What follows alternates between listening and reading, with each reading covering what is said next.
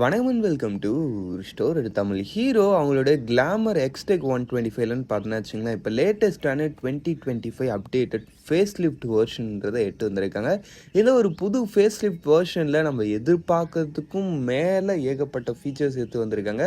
அது என்னன்றதை நீங்கள் தமிழ்லேயே பார்த்துருப்பீங்க. ஆமாம், க்ரூசிங் கண்ட்ரோலு, ரைடிங் மோட்ஸுன்ற மாதிரி ஒரு சில பயங்கர இன்ட்ரெஸ்டிங்கான ஃபீச்சர்ஸ்ன்றதை இந்த ஒரு செக்மெண்ட்டில் அவங்க ஃபஸ்ட் டைமாக இன்க்ளூட் பண்ணியிருக்காங்க. அது இல்லாமல் இன்னும் நிறைய விஷயங்கள் இன்க்ளூட் பண்ணியிருக்காங்க. அதனால் இன்றைக்கி நம்ம இந்த வீடியோவில் இந்த ஹீரோவோடைய புது Glamour Xtec 125 face lifted version எப்படி இருக்குது, அது ஃபீச்சர்ஸ் அண்ட் இன்ஜின், அது மாதிரி எல்லா விஷயங்களை பற்றியும் ஒரு டீட்டெயில்டான ரிவ்யூவை பார்ப்போம். பார் மெடிசன் ரெட் கலர் சப்ஸ்கிரைப் பண்ணேன் ஒரு செகண்ட் ஸ்பெண்ட் பண்ணி ஒரு தட்டி விட்டிங்கன்னா இதை மாதிரி சூப்பர் ஃபுல்லான ஆட்டோமொபைல் கண்டென்ட்ஸ் உங்களை தேடி வந்துக்கிட்டே இருக்கும். சரி வாங்க, இப்போ நம்ம அதிகமாக விஷயமாக எப்படிக்குள்ளே போகலாம். சரி ஓகே, ஃபஸ்ட்டு விஷயம், உங்களுக்கு டிசைன் வைஸ் பொறுத்தளவுக்கு எந்த விதமான அப்டேட் கொடுத்துருக்காங்கன்னு பார்த்தீங்கன்னா, டிசைன் வைஸ் பொறுத்தளவுக்கு நோட்டிசபிள் பார்த்தா உங்களுக்கு டிஃப்ரென்ஸ் தெரியும். புதுசாக கலர் ஸ்கீம் கொடுத்துருக்காங்க. அது இல்லாமல் ஓவரலாக லைட்லி அந்த பாடி ஸ்ட்ரக்சர்லன்னு பார்த்தோன்னா உங்களுக்கு ஸ்லைட்லி நல்ல ஒரு டிஃப்ரென்ஸ் இருக்குது. ஓவராலாக டிசைன் வைஸ் பொறுத்தளவுக்கு ஓரளவுக்கு ஒரு நல்ல யூனிக் ரேஞ்சிலே உங்களுக்கு இந்த ஒரு வெஹிக்கிளை பண்ணியிருக்காங்க. கொஞ்சம் பார்க்குறதுக்கு நல்ல ஒரு இனோவேட்டிவான ஒரு லுக்காக இருக்குது. சொல்லப்போனால் டிசைன் வைஸ் பொறுத்தளவுக்கு நம்ம ஹோண்டாவுடைய SP 125 ஒரு காம்படிட்டர் மாதிரியே இருக்குதுன்னு சொல்லப்போனால் இப்போ ரீசெண்ட் டைமாக பார்த்தீங்கன்னா நம்ம ஹீரோ அண்ட் ஹோண்டா ரெண்டு பேரும் போட்டி போட்டுட்டு பைக் லான்ச் பண்ணுறாங்க. ஆமாம், இப்போ கொஞ்ச நாள் முன்னாடி பார்த்தீங்கன்னா நம்ம ஹோண்டாவுடைய CB 125 ஹார்னெட்ன்றது லான்ச் ஆயிருந்துச்சு. அது நம்ம எல்லாத்துக்கும் ஓப்பனாகவே தெரிஞ்சு இந்த வெஹிக்கிள் வந்து எந்த பைக்கில் வந்து மெயினாக ஃபோக்கஸ் பண்ணி இறக்கியிருக்காங்கன்றத நம்ம ஹீரோடைய எக்ஸ்ட்ரீம் 125 ஆரோடைய மார்க்கெட்டை காலி பண்ணுன்றதுக்காக அந்த ஒரு வெஹிக்கிளை லான்ச் பண்ணாங்க. அதுக்கடுத்து இப்போ பார்த்தீங்கன்னா நம்ம ஹீரோ என்ன பண்ணுறாங்க, நம்ம ஹோண்டாவுடைய SP 125 மார்க்கெட்டை ஃபோக்கஸ் பண்ணி நம்ம ஹீரோவுடைய கிளாமர் எக்ஸ்டெக் 125 லேட்டஸ்ட் மாடல், அதுவும் ஃபேஸ் லிஃப்டட் வெர்ஷனான இந்த ஒரு வேரியண்ட்டை உங்களுக்கு லான்ச் பண்ணியிருக்காங்க. பட் என்னமோ ஒன்று ஆக மொத்தத்தில்னு பார்க்கும்போது நமக்கு நிறைய வெரைட்டிஸ் அண்ட் நல்ல ஃபீச்சர்ஸ் ஒரு ரோல் பண்ண நிறைய ஆப்ஷன்ஸ் கிடைக்குதுன்றப்ப சந்தோஷமாக தான்ப்பா இருக்குது. சரி ஓகே, ஃபஸ்ட்டு டிசைன் பற்றி பார்த்தாச்சு. ஸ்லைட்லி இன்னும் கொஞ்சம் இனோவேட்டிவான ஒரு டோனில் எட்டு வந்திருக்காங்க. அண்ட் ஒரு ப்ரெசன்ஸில் நிச்சயமாக ஒரு யூனிக்கான ஒரு ரேஞ்சில் இருக்கும்ன்றதை எதிர்பார்க்கலாம். அதுக்கடுத்துன்னு பார்த்தோன்னா இந்த வெஹிக்கிளோடைய அந்த ஒரு ஃபீச்சர் அப்டேட் பற்றி பார்ப்போம். ஃபீச்சர்ஸில் தான் நம்ம மெயினாக பேசி ஆகணும். ஃபஸ்ட் இன் டைமாக இந்த ஒரு வெஹிக்கிளை தான் இந்த ஒரு 125cc செக்மெண்ட்லேயே க்ரூஸ் கண்ட்ரோல்ன்றதை கொடுத்துருக்காங்க. இந்த ஒரு 125cc செக்மெண்ட்டுக்கு க்ரூஸ் கண்ட்ரோல் எந்த அளவுக்கு உதவாதுன்றது வந்து ரெண்டாம் பட்சம். பட் இன்னதான் இருந்தாலும் இந்த ஒரு 125cc செக்மெண்ட்லேயே அவங்க க்ரூஸ் கண்ட்ரோல் கொடுக்கணும்னு ஃபஸ்ட் இன் டைமாக ட்ரை பண்ணியிருக்குன்றது ரியலி ஒரு சூப்பரான ஒரு விஷயம். அது இல்லாமல் க்ரூஸ் கண்ட்ரோல் கொடுத்துருக்காங்கன்றப்பே உங்களால் இன்னொரு விஷயத்தையும் கெஸ் பண்ண முடியும். இது வந்து ரைட் பை ஒயர் டெக்னாலஜியோட வரக்கூடிய ஒரு வெஹிக்கிள். இந்த ride by wire, cruise control இதெல்லாம் நம்ம எவ்வளோ 400 அந்த ஒரு 250 அதை மாதிரி அபோவ் சிசியில் பார்த்த விஷயங்கள் 300cc.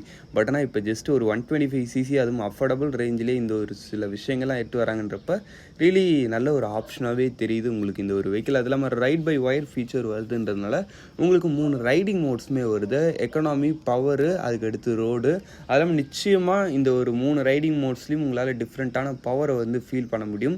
அது ஏன் இப்படி சொல்கிறேன்னு பார்த்தீங்கன்னா, ஆல்ரெடி ஒரு சில வெஹிக்கிள்ஸில் ரைடிங் மோட் இருக்குது. ஃபார் எக்ஸாம்பிளுக்கு நம்ம டிவிஎஸ் ரைடர்லேயே ரைடிங் மோட் கொடுத்துருக்காங்க. அதில் ரைட் பை ஒயர்லாம் கிடையாது, நார்மலான ஆக்சிலேட்டர் கேபிள் அது மாதிரி விஷயங்கள் தான். பட் ஆனால் அதுலன்னு பார்த்தோன்னா உங்களால் பெரிய டிஃப்ரென்ஸ்ன்றதை ஃபீல் பண்ண முடியாது. ஸ்லைட்லி கொஞ்சம் டிஃப்ரென்ஸ் அந்த ஒரு டாப் எண்ட்லேயோ இல்லை மிட் ரேஞ்சிலையோ அந்த ஒரு பிக்கப்பில் உங்களால் அந்த ஒரு டிஃப்ரென்ஸ்ன்றது தான் எதிர்பார்க்க முடியும். அதை வந்து அந்த ஒரு வெஹிக்கிளோடைய அந்த எலக்ட்ரானிக்ஸை டியூன் பண்ணுறது, அது மாதிரி சின்ன சின்ன விஷயங்கள் பற்றி தான் அந்த ஒரு ரைடிங் டிஃப்ரென்ஸ்ன்றதை கொடுப்பாங்க. பட் ஆனால் இந்த இடத்துல உங்களுக்கு ரைடிங் மோட்லேயே உங்களுக்கு வந்து ரைட் பை ஒயர் ஃபீச்சரோட வரதுனால உங்களுக்கு எந்த அளவுக்கு ஏர் உள்ளே போகணும், எந்த அளவுக்கு ஃபியூல் இருக்கணும், எந்த அளவுக்கு இக்னிஷன் ஆகணுன்ற மாதிரி எல்லா விஷயத்தையும் அந்த வெஹிக்கிளால் கண்ட்ரோல் பண்ண முடியும். ரைட் பை ஒயர் ஃபீச்சர்ன்றதுனால அது ஃபுல் அண்ட் ஃபுல் ஆட்டோமேட்டிக்காக அது மாதிரி கண்ட்ரோல் பண்ணுதுன்றப்ப நிச்சயமாக உங்களால் ரைடிங் மோடில் நல்ல ஒரு டிஃப்ரென்ஸ் எதிர்பார்க்க முடியும். அப்படின்றப்ப எக்கனாமிக்கல் மோடில் எனக்கு தெரிஞ்ச ஒரு நல்ல மைலேஜும் இந்த ஒரு வெஹிக்கிளில் கிடைக்கும். மைலேஜ்னு சொல்லும் போது இன்னொரு விஷயம் ஞாபகம் வருது. ஹீரோவோட மோஸ்ட் ஆஃப் தி பைக்ஸில் கொடுக்குற அந்த ஒரு i3GS டெக்னாலஜி, அந்த ஒரு விஷயம் உங்களுக்கு இந்த இடத்துலையும் வருது. ஓவராலாக ஒரு அன்எக்ஸ்பெக்டடான ஒரு அப்டேட்னு சொல்லலாம். இந்த ஒரு 125cc செக்மெண்ட்டில் cruising control with ride by wire feature and riding மோட்ஸோட ஒரு வெஹிக்கிள் வரும்ன்றதை யாருமே எதிர்பார்க்கல. பட் ஹீரோ இதை மாதிரி ஒரு சூப்பரான ஒரு விஷயத்த பண்ணியிருக்காங்க. அதுக்கு அடுத்துன்னு பார்த்தோன்னா வச்சுங்களேன், இந்த வெஹிக்கிளோடைய அந்த ஒரு இன்ஸ்ட்ருமெண்ட் கிளஸ்டரு, ஆமாங்க இன்ஸ்ட்ருமெண்ட் கிளஸ்டர் பொறுத்தளவுக்கும் இப்போ வந்து உங்களுக்கு 5 inchesக்கான LCD கன்சோல் கொடுக்குறாங்க. Colour LCD console. இந்த ஒரு கன்சோல்னு பார்த்தோன்னா ஆல்ரெடி நீங்கள் எக்ஸ்ட்ரீமோட 250R பார்க்கலாம்.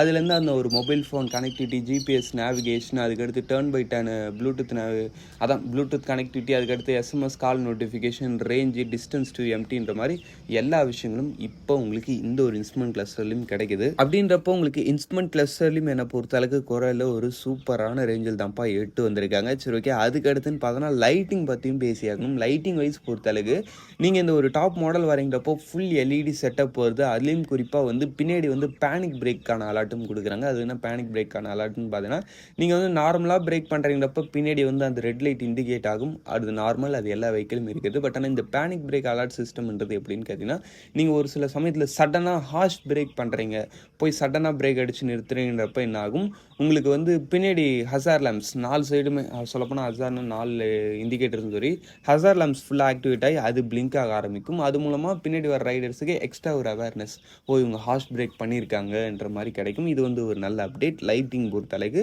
நல்ல ஒரு ஃபீச்சர் ஓரியன்டாக எடுத்து வந்திருக்காங்க. அதில் உங்களுக்கு சீட்டு கீழே ஒரு சின்னதாக ஒரு அண்டர் சீட் ஸ்டோரேஜ்ன்றது இப்போ புதுசாக கொடுத்துருக்காங்க. அது ஒன்றும் பெரிய விஷயம் கிடையாது. நம்ம டிவிஎஸ் ரைடர் 125ல கொடுத்துருந்தாங்க பார்த்தீங்களா, சின்னதாக டாக்குமெண்ட்ஸ் வச்சுக்கலாம். அண்டர் சீட் ஸ்டோரேஜ்னால் நீங்கள் ஸ்கூட்டர் மாதிரி எதிர்பார்த்துற தேவையில்ல, சின்னதாக ஒரு இடம் கொடுத்துருப்பாங்க. அதில் ஏதாவது பேப்பர்ஸு, சின்ன பென்னு அது மாதிரி வச்சிருக்கிற அளவுக்கு தான் இடம் இருக்கும். அதுக்கடுத்து உங்களுக்கு இன்ஜின் மாதிரி விஷயங்கள் பொறுத்தளவுக்குன்னு பார்த்தீங்கன்னா, இப்போ உங்களுக்கு யூஸ் பண்ணிக்கிறது ஒரு 124.7cc சிங்கிள் சிலிண்டர் 4-stroke 2 வால்வுக்கான ஏர் கூல்டு இன்ஜின் கொடுத்துருக்காங்க. With 5 speed gear box and wet multiplex clutch. உங்களுக்கு பவர் ஃபிகர் வைஸ் பொறுத்தளவுக்கு 11.55 bhp and 10.5 newton metres of torque. ஒரு டீசெண்டான பவர் இருக்குது. ஆல்மோஸ்ட் நம்ம ஹோண்டாவுடைய சூப்பர் ஸ்ப்ளெண்டர் அண்ட் எக்ஸ்ட்ரீமில் யூஸ் பண்ணியிருந்த அதே ஒரு சேம் இன்ஜின் தான் இந்த இடத்துலையும் உங்களுக்கு யூஸ் பண்ணியிருக்காங்கன்றப்போ உங்களுக்கு பவரும் ஓரளவுக்கு நல்லா இருக்கும். அட் தி சேம் டைமில் ஒரு சூப்பரான மைலேஜ் தரக்கூடிய ஒரு வெஹிக்கிளாகவும் நிச்சயமாக இந்த ஒரு வெஹிக்கிள் உங்களுக்கு இருக்குன்றதுல டவுட் இல்லை. அது இல்லாமல் கிக் ஸ்டார்டரும் கொடுக்குறாங்கப்பா. இவ்வளோ ஃபீச்சர்ஸ் கொடுத்துருக்காங்க, அப்போ கிக்கரை தூக்கிடுவாங்கன்னு நினச்சிருப்பீங்க. பட் கிக்கர் இந்த ஒரு வெஹிக்கிளில் வருது. ஓரளவு பார்க்கும்போது நல்ல ஒரு விஷயம் தான். என்னை பொறுத்தளவுக்கு இந்த ஹீரோடைய கிளாமர் எக்ஸ்டெக் 125ன்றது ஒரு சூப்பரான ஒரு ஃபேஸ் லிஃப்ட்டோடு வந்திருக்கு. பட் ஒரு சில ஓவர்லோடட் ஃபீச்சர்ஸ் இருக்குது தான். பட் இப்பயும் அதை ஒரு சில பேர் விரும்பி எடுக்கிறவங்களும் இருக்காங்க. சரி ஓகே, ஓவராலாக பார்க்கும்போது எல்லாம் ஓகே தான். ஃபீச்சர்ஸ் நல்லா இருக்குது, உங்களுக்கு இன்ஜினும் ஓகே தான், வெஹிக்கிளோடைய டிசைனும் யூனிக்காக பண்ணியிருக்காங்க. பட் இதுக்கேற்ற மாதிரி ப்ரைஸிங்கும் கொஞ்சம் அதிகமாக பண்ணியிருப்பாங்களான்னு கேட்டிங்கன்னா, ப்ரைஸிங் வந்திருக்கு. அது என்னன்றதை பார்ப்போம். இதோடைய பேசிக் மாடல் வரீங்களப்போ ஹீரோவோடைய பேசிக் மாடல்னு பார்த்தோன்னா, இது வந்து ஹீரோ கிளாமர் 125 ட்ரம்முன்னுவாங்க. இதில் வந்து நான் சொன்ன இது வந்து எந்த ஃபீச்சர்ஸும் இருக்காது. எல்இடி லைட் இருக்கும், டிசைன் வந்து சிமிலராக இருக்கும். பட் இன்ஸ்ட்ருமெண்ட் கிளஸ்டரு, அந்த ஒரு ரைட் பை ஒயிட் ஃபீச்சர், அது மாதிரி விஷயங்கள் வராது. இதோடைய எக்ஸ்ஷோரூம் ப்ரைஸிங்னு பார்த்தோன்னா 87,798 ருபீஸ் கிட்ட வரைக்கும் வருது. அதுக்கடுத்துன்னு பார்த்தோன்னா இந்த விஷயங்கள், அதான் இந்த ஃபீச்சர்ஸ் நான் இது வரைக்கும் சொன்ன எல்லா ஃபீச்சர்ஸும் லோட் பண்ண அந்த ஒரு top model hero glamour X125 இந்த ஒரு வேரியண்ட்டுன்னு பார்த்தோன்னா உங்களுக்கு அரௌண்ட் ஒரு 1 lakh கிட்ட வரைக்கும் வருது. எக்ஸ்ஷோரூம் ப்ரைஸே ஆன் ரோடு நம்ம கன்வெர்ட் பண்ணால் அரௌண்ட் உங்களுக்கு ஒரு 1,20,000 அது மாதிரி அந்த ரேஞ்சுக்குள்ளே தான் வரும். அப்படின்னு பார்க்கும்போது ரியலி ப்ரைஸிங்லையும் என்னை பொறுத்தளவுக்கு ஒரு நல்ல ரேஞ்சில் தான் எடுத்து வந்திருக்காங்க. அப்படின்னு பார்க்கும்போது இதோடைய காம்படிட்டர்ஸ் எல்லாமே இந்த ரேஞ்சில் தான் இருக்குது. 1,20,000 1,33,000 அதை மாதிரி ரேஞ்சுக்கிட்ட கூட போகுது ஒரு சில மோட்டர் சைக்கிள்ஸ். அப்படின்னு பார்க்கும்போது ரியலி ஒரு சூப்பரான ஒரு அஃபோர்டபுள் ஆப்ஷனாகவும் உங்களுக்கு இந்த ஹீரோடைய கிளாமர் 125 இருக்குது. ஓவராலாக பொறுத்தளவுக்கு இப்போதைக்கு எனக்கு தெரிஞ்சு இந்த ஒரு 125cc காம்படிஷன்லேயே one of the most feature loaded வெஹிக்கிள்னால் அது நிச்சயமாக நம்ம ஹீரோடைய கிளாமர் 125னே சொல்லலாம். சரி ஓகே, அவ்வளோதான் ஃப்ரெண்ட்ஸ். இப்போ புதுசாக லான்ச் ஆகிருக்கு இந்த Hero Glamour 125 face lift version பற்றி நீங்கள் என்ன நினைக்கிறீங்க கமெண்ட் செக்ஷனில் பண்ணுங்க. அதுலேயும் குறிப்பாக அந்த க்ரூஸ் கண்ட்ரோல் ஃபீச்சர் பற்றி நீங்கள் நினைக்கிறத முக்கியமாக எழுதுங்க. சரி ஓகே, அவ்வளோதான் ஃப்ரெண்ட்ஸ். தேங்க்யூ ஃபார் வாட்சிங். பை. C you letter.